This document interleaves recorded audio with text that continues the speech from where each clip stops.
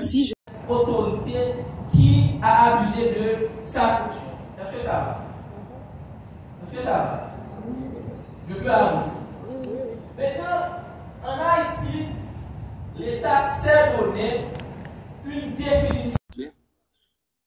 Monsieur le représentant du PNUD, le Programme des Nations Unies pour le développement, Monsieur le substitut du commissaire du gouvernement, Maître Dominique, chers étudiants, étudiantes, mesdames, messieurs les cadres de l'Office de la protection du citoyen, mesdames, messieurs, étudiants, étudiantes du regroupement national des étudiants haïtiens, WENAE, distingués collègues de l'OPC, mesdames, messieurs de la presse, dans les écrits télévisés et en ligne, mesdames, messieurs.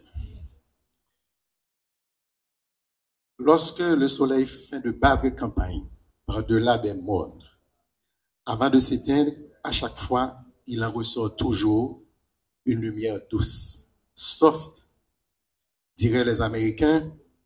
C'est comme si le crépuscule augurait d'espoir. C'est comme si Dieu nous transmettait l'espoir que par-delà de ce qui semble être la fin d'une chose, en réalité, la promesse de celle qui s'annonce plus merveilleuse encore.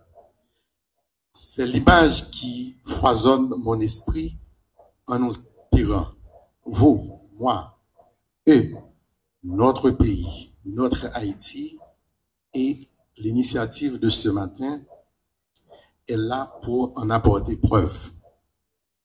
Je saisis l'occasion pour remercier le Programme des Nations Unies pour le développement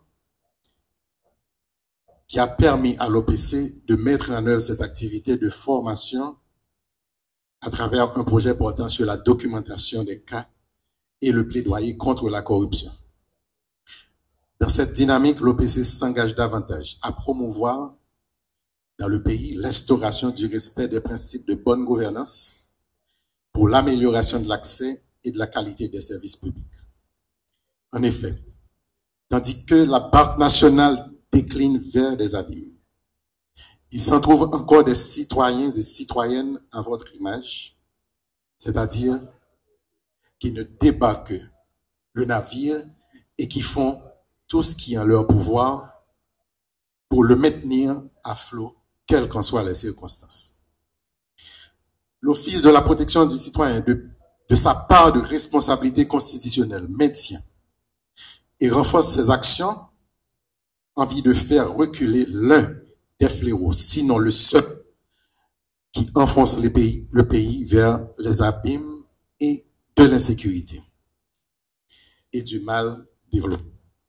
Est-ce pourquoi, sous ma gouverne, un spectre large d'action est conduit tout azimuts pour lever des armes de citoyennes et de citoyens contre ce fléau qui exerce des effets néfastes, profonds sur la jouissance et l'exercice des droits humains à multiples niveaux. La corruption au sens où elle doit être combattue, entendons par là, lutte corruption, n'est pas qu'un sujet ou une espèce académique. Elle n'est pas seulement un domaine de connaissance dans lequel on s'investit par curiosité intellectuelle. Elle est avant tout un domaine de combat à part, dans lequel on s'investit par conviction. Pour avoir été magistrat instructeur, je puis vous affirmer qu'on ne combat pas ce fléau à moitié. Vous devez d'abord en faire une conviction. Un mode de vie, c'est le credo que je prescris. Je vous apporte ensuite, par ces séances de formation, la connaissance et les instruments idoines pour comprendre et lutter avec efficacité contre la corruption. Enfin, comme l'écrivait le général Charles de Gaulle dans ses mémoires, vers l'Orient compliqué, je vole des idées simples. Merci d'être du voyage, puissiez-vous toujours l'être à mes côtés, n'importe où, quelles qu'en soient leurs circonstances. Merci de contribuer à l'émergence de la nouvelle Haïti. Je vous remercie, je vous souhaite une bonne session. Pour assainir l'administration publique et la société en général de la corruption. La moralisation de la vie publique doit être ce vecteur de développement pouvant conduire au respect effectif des droits humains.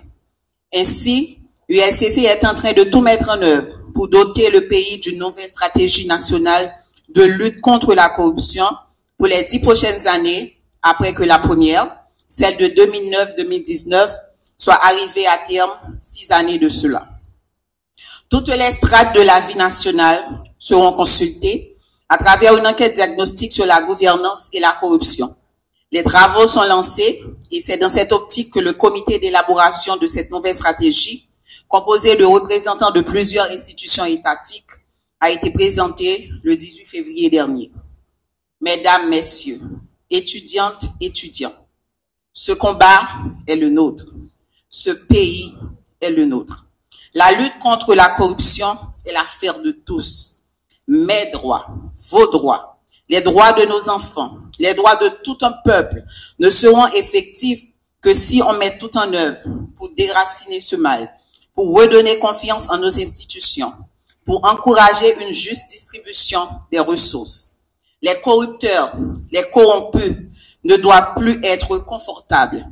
Leurs actions ne doivent plus être la norme. Je ne saurais terminer mes propos sans saluer cette initiative louable de l'OPC, qui a bien compris la nécessité d'associer les jeunes, les universitaires à la lutte anticorruption en mettant l'accent bien sûr sur le respect des droits humains. Aujourd'hui, nous sommes tous conscients de cette bataille et encore une fois, pour l'avenir, pour la génération future, au niveau de l'USCC, au niveau de la société en général, nous devons continuer cette lutte, continuer à assainir. Je vous remercie.